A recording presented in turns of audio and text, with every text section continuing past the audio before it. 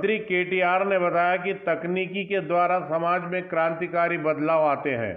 उन्होंने याद दिलाया कि एक ही दिन में समग्र सर्वे जैसा सबसे बड़ा डेटा प्रोजेक्ट हाथ में हमने लिया है।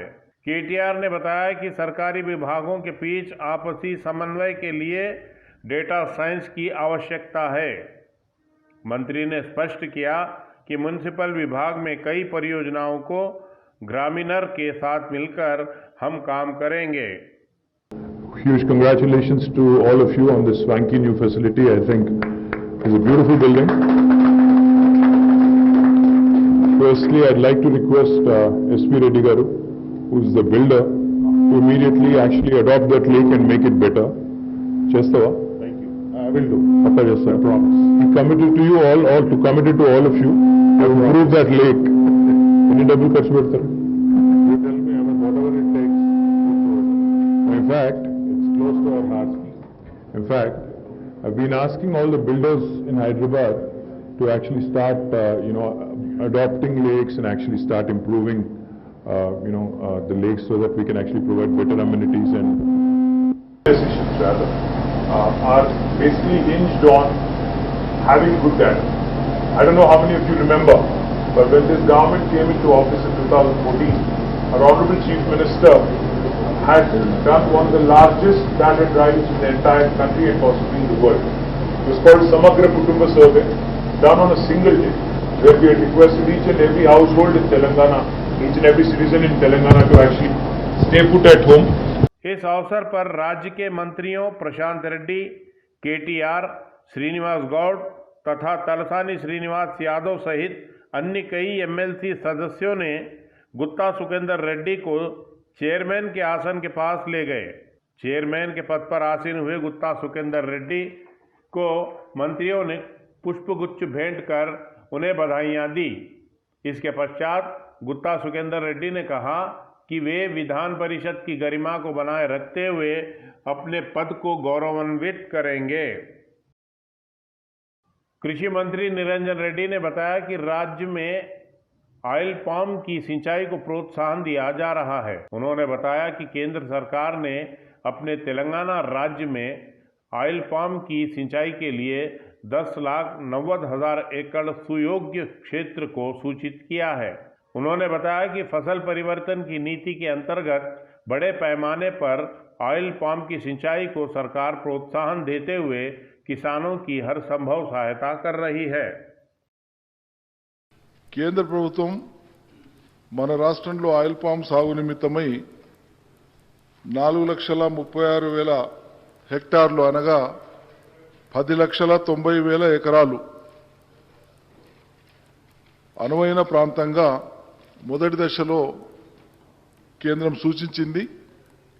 పంట మార్పిడి విధానంలో భాగంగా భారీ స్థాయిలో ఆయిల్ పామ్ సాగును తెలంగాణ ప్రభుత్వం కేంద్రం ఇచ్చినటువంటిదే కాక అదనంగా మొత్తం కలిపి 20 లక్షల ఎకరాల దాకా తీసుకుపోవాలని ప్రభుత్వం సంకల్పించి ఉన్నది. అధ్యక్ష, తెలంగాణ రాష్ట్రం ప్రతిపాదించిన మొత్తం విస్తీర్ణాన్ని కేంద్రం ఆమోదించవలసిందిగా మనం ఇదివరకే కేంద్రాన్ని కోరడం జరిగింది. అధ్యక్ష, సి ప్రశ్నకు సమాధానం, రాష్ట్రంలో ఆయిల్ పామ్ నర్సరీలు అదేవిధంగా ఆయిల్ ఎక్స్ట్రాక్షన్ ఫ్యాక్టరీలు ఏర్పాటు చేయడం కోసం తీసుకుంటున్నటువంటి చర్యలను తెలిపేటువంటి ఒక పట్టికను సభ ముందు ఉంచడం జరిగింది. అధ్యక్ష, డి ప్రశ్నకు సమాధానం, అవునండి, ఆయిల్ పామ్ సాగు నిమిత్తం రైతులకు ప్రేరణగా అదేవిధంగా జాగృతిని చేయడం కోసం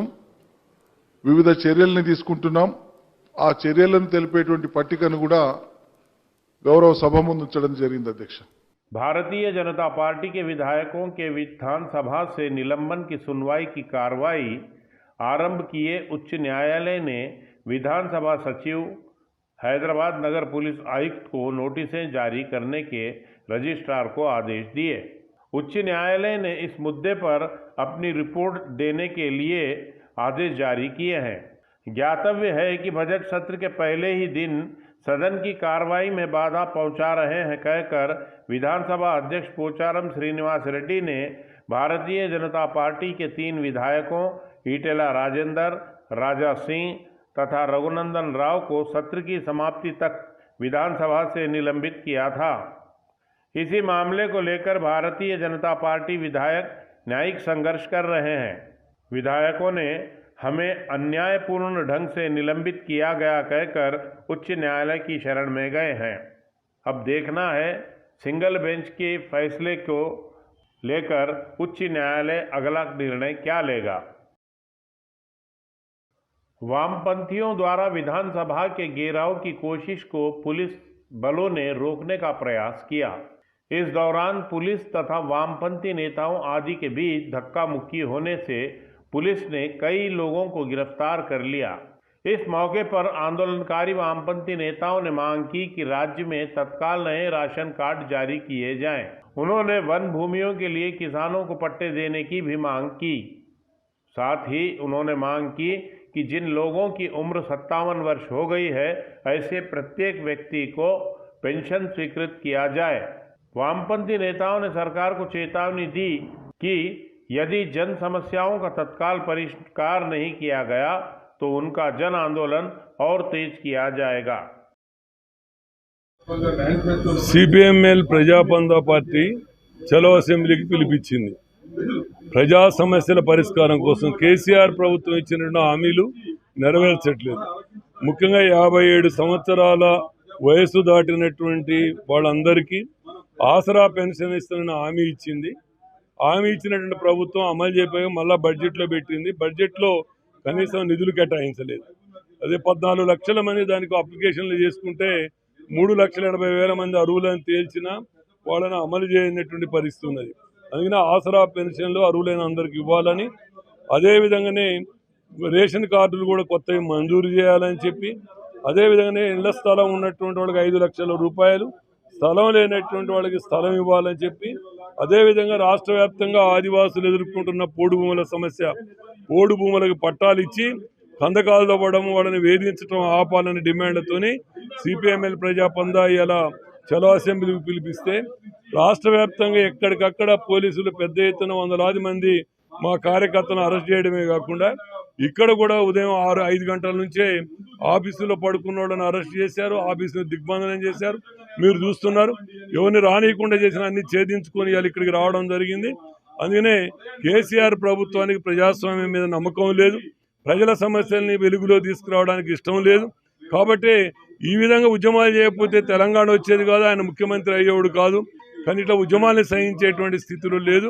అయినప్పటికీ కూడా ఇలా అసెంబ్లీ కార్యక్రమానికి మేము బయలుదేరుతున్నాం. ఇప్పటికైనా ఈ డిమాండ్ని పరిష్కరించాలని చెప్పి మేము डिमांड చేస్తాము. रेड्डी सामाजिक वर्ग के नेताओं ने सरकार से मांग की कि 50 वर्ष की उम्र पार किए सभी वर्गों के किसानों को मासिक 5,000 रुपये पेंशन दिया जाए। इसके साथ ही उन्होंने किसानों को 5 लाख रुपयों की बीमा सुविधा मुहैया कराने की भी मांग की। रेड्डी सामाजिक वर्ग के नेताओं ने सरकार से मांग की ओसी कैटेगरी के विद्यार्थियों को विदेशों में शिक्षा प्राप्त करने के लिए 25 लाख रुपयों की आर्थिक सहायता प्रदान करने की व्यवस्था की जाए, जिससे कि ओसी वर्ग के आर्थिक रूप से कमज़ोर लोग विदेशों में जाकर शिक्षा ग्रहण कर सकें।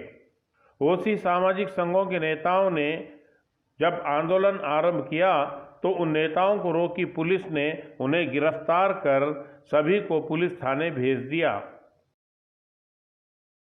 भारतीय जनता पार्टी के विधायक रघुनंदन राव ने जोर देते हुए कहा कि उच्च न्यायालय के मुख्य न्यायाधीश की बेंच पर मामला न आने के लिए कौन इसे दबाकर रख रहा है, इसका खुलासा किया जाए। उन्होंने न्यायमूर्ति एन.वी. रमणा से सवाल करते हुए पूछा कि नियमानुसार सोमेश कुमार आंध्र प्रदेश राज्य के लिए आवंटित किए गए हैं, लेकिन वे तेलंगाना में कैसे काम कर रहे हैं। उन्होंने कहा कि गलत कार्यों को अंजाम दे रहे मुख्य सचिव सोमेश कुमार के विरुद्ध कार्रवाई करने का भी आग्रह किया। रघुनंदन राव ने भारत के मुख्य न्यायाधीश न्यायमूर्ति के नाम लिखे पत्र में कई विषयों पर सवालों की झड़ी लगाकर उन सबका खुलासा करने का उनसे आग्रह किया। తెలంగాణ రాష్ట్ర సర్వోన్నత న్యాయస్థానం భారతీయ జనతా పార్టీకి సంబంధించినటువంటి ముగ్గురు శాసనసభ్యుల సస్పెన్షన్ విషయంలో ఉన్న గౌరవ సింగిల్ బెంచ్ న్యాయమూర్తి గారు ఇచ్చినటువంటి తీర్పుపై ఈరోజు ఉదయం బెంచ్ ముందు విచారణ ప్రారంభమైనప్పుడు న్యాయమూర్తి గారు ఇచ్చినటువంటి తీర్పు పట్ల స్పందిస్తూ నోటీసు తీసుకోవడానికి నిరాకరించిన శాసనసభ సెక్రటరీ గారికి పర్సనల్గా వెళ్ళి నోటీసులు సర్వ్ చేయమని ఇద్దరు అధికారులకి స్పష్టంగా ఆదేశాలు ఇవ్వడం జరిగింది. ఒకటి, హైకోర్టు రిజిస్ట్రార్ గారిని మీరు వెళ్ళి నోటీస్ సర్వ్ చేసి తీసుకొని రండి, కేసు విచారణ తిరిగి సాయంత్రం 4 గంటలకు ప్రారంభిద్దామని చెప్పి కేసు విచారణను సాయంత్రం 4 గంటలకు వాయిదా వేయడం జరిగింది. రెండవది, సార్ మమ్మల్ని లోపలికి రాణిస్తలేరు, మా పిఎల్ని రాణిస్తలేరు, నోటీస్ సర్వ్ చేయడానికి హైకోర్టు నుంచి వెళ్ళినటువంటి అధికారులను కూడా సచివాలయ మన్నించాలి అసెంబ్లీ ప్రాంగణంలోకి రానివ్వకుండా పోలీసులతోటి ఆపేస్తున్నారు అనేటువంటి విషయాన్ని గౌరవ చీఫ్ జస్టిస్ గారి దృష్టికి తీసుకువెళ్ళినప్పుడు హైదరాబాద్ పోలీస్ కమిషనర్ని నోటీస్ తీసుకొని వెళ్ళి శాసనసభ కార్యదర్శి గారికి ప్రత్యేకంగా మీరు నోటీస్ సర్వ్ చేసి తిరిగి సాయంత్రం 4 గంటల లోపు రిపోర్టుని సర్వోన్నత న్యాయస్థానం బెంచ్ ముందు ఉంచాలని చెప్పి ఆదేశాలు ఇవ్వడం జరిగింది. सफाई शुल्कों को बढ़ाने के संदर्भ में अधिकारियों ने निर्णय लिया कि 200 से अधिक बिस्तरों वाले अस्पतालों के लिए अलग अलग निविदाएं आमंत्रित कर ठेके दिए जाएं। साथ ही 200 से कम बिस्तरों वाले अस्पतालों को समूहों में विभाजित कर उन्हें अलग अलग निविदाएं आमंत्रित करने की जानकारी दी। निविदाओं की जिम्मेदारी ठेकेदारों से काम लेने की और काम करवाने की जिम्मेदारी को जिला कलेक्टरों के नेतृत्व में स्वास्थ्य सोसाइटियों को सौंपी गई। अस्पतालों में स्थित खुले क्षेत्रों में प्रति 27,000 वर्ग फीट क्षेत्र के लिए एक कर्मी तथा अस्पतालों के भीतर किए जाने वाले सफाई कार्यों के लिए प्रति 7,000 वर्ग फीट क्षेत्र के लिए एक कर्मी को नियुक्त करने का उल्लेख भी उस आदेश में किया गया है। संस्था के प्रतिनिधियों ने कहा कि आर्पीटेक संस्था के सशक्त होने, विकसित होने के लिए कारण बने हमारे भागीदारों की पहचान कर उन्हें प्रमाण पत्र प्रदान करते हुए काफी संतोष हो रहा है। उन्होंने बताया कि आर्पीटेक संस्था सूचना प्रौद्योगिकी के क्षेत्र में उन्नत स्तर पर पहुंचने के लिए उपभोक्ताओं की प्रेरणा प्राप्त करने के लिए की गई मेहनत बहुत महान है। उन्होंने बताया कि आर्पीटेक संस्था के देश भर में 26 शाखाएं हैं, जिसे 27 ब्रांडों के साथ जोड़कर व्यापार को विकास की दिशा के पथ पर ले जाया जा रहा है। ఆర్పిటెక్ ఇండియా అనేది ఒక 33 సంవత్సరాల సంస్థ అండి. మేము చేసే బిజినెస్ మన ఐటీ ఇండస్ట్రీకి సంబంధించిందండి.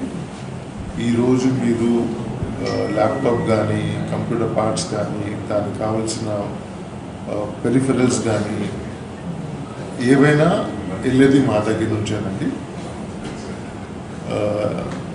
ముందు చెప్పినట్టు ఈ 33 సంవత్సరాలు పాత కంపెనీ ఇది. అండ్ ఈరోజు భారతదేశంలో వీఆర్ ది 4th లార్జెస్ట్, అంటే 4th లార్జెస్ట్ మన దేశంలో. ఈ ప్రోగ్రామ్ అనేది మాకు ఈ 33 సంవత్సరాల జర్నీలో మా బిజినెస్ పెంచడానికి సహాయమైనటువంటి పార్ట్నర్స్కి మేము సర్టిఫికేట్ प्रोग्राम చేశాము. सोमबाबू गौड़ ने इस मौके पर बताया कि देश का नेतृत्व करने की लक्षण मुख्यमंत्री केसीआर में है।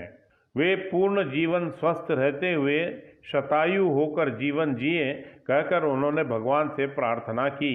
उन्होंने बताया कि राज्य के गठनोपरांत तिरुमला में क्रांतिकारी बदलावों को ले आए केसीआर जैसे लोग देश के प्रधानमंत्री बने तो देश और भी विकास को हासिल करेगा।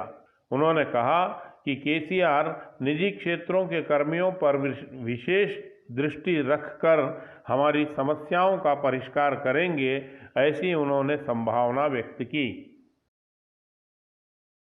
మన ముఖ్యమంత్రి ఈరోజు కొన్ని రోజుల కిందట చిన్న అస్వస్థతకు గురయ్యాడు.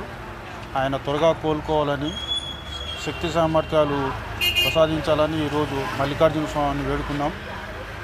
అదేవిధంగా ఆయన తెలంగాణ ముఖ్యమంత్రి కేసీఆర్ నుండి భారతదేశ ప్రధానిగా ఎదగాలని కూడా ఆ మహానాయుడు అంతవరకు ఎదగాలని ఈ మహాదేవుని కూడా వేడుకున్నాం. ముఖ్యంగా ఈరోజు చెప్పాల్సింది ఏంటంటే, తెలంగాణ రాష్ట్రం ఏర్పడిన తర్వాత మన ముఖ్యమంత్రి గారు అన్ని సంస్థలు, ప్రైవేటు అన్ని సంస్థలు ఉద్యోగస్తులకు ఎంతో మెరుగుపడు. ఆ రోజు అన్నాడు ఆయన, కేంద్ర ప్రభుత్వం ధీటుగా తెలంగాణ ప్రభుత్వ ఉద్యోగాలకు సరిచేస్తా అని చెప్పాడు. ఆ మేరకు ఆయన చేశాడు. మరి ఎన్నో చేతి వృత్తులు రైతులకు, మరి ఈ మధ్యనే నిరుద్యోగ సమస్యను తీర్చి నిరుద్యోగులకు ఉత్సాహం పరిపించండు. सिंगरेणी के निजीकरण के खिलाफ हड़ताल का सायरन बज गया है। कर्मचारी संघों ने सिंगरेणी प्रबंधन को पहले ही हड़ताल की नोटिसें दी हैं। संघों ने बताया कि वे हड़ताल की नोटिसें प्रबंधन को सौंपे हैं और उनके द्वारा वे स्वीकृति प्राप्त किए हैं। उन्होंने मांग की कि केंद्र सरकार सिंगरेणी के निजीकरण को अपने फैसले से वापस ले लेना चाहिए, अन्यथा हम केंद्र सरकार पर दबाव बढ़ाएंगे, कहकर कर्मचारी संघों ने केंद्र सरकार को चेतावनी दी। यहां सड़क पर जाते समय लोहे का स्तंभ जो जंग लगने से पूरी तरह गल गया था, अचानक चलती कार पर गिर पड़ा। उसी समय पास से गुजर रही एक महिला उस खंबे की जद में आ जाने से उसके सिर में गंभीर चोटें लगी।